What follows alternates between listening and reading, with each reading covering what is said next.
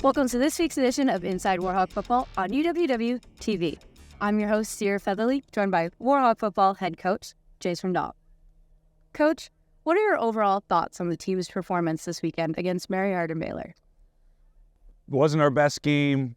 We were not prepared. We didn't play up to our standards, and that falls on me as the head coach. I got to do a better job. I think there was some good things, but overall it was not what we expect out of our team and our players. So we got a lot of things to clean up, but I think we'll do it, and I believe in this team, and I'm excited for the opportunity we have ahead of us. One unit that really stood out was our special teams. In both the second and fourth quarter, we got to see a blocked punt turn into a touchdown. What do you think contributed to the success of our special team?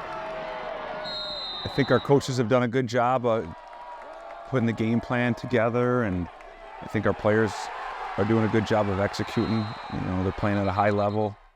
They're not taking plays off on special teams, and I think that's a credit to the coaches, but also the players for putting in that work and going out there and playing their tails off.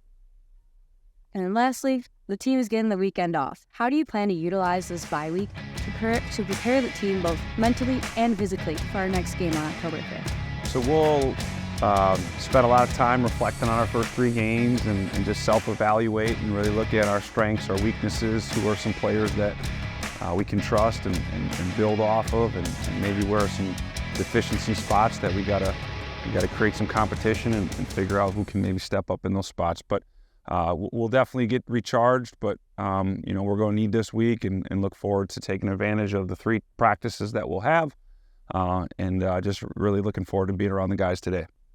Thank you, Coach. We'll see you next week. Thank you. This has been this week's edition of Inside Warhawk Football on UWW TV.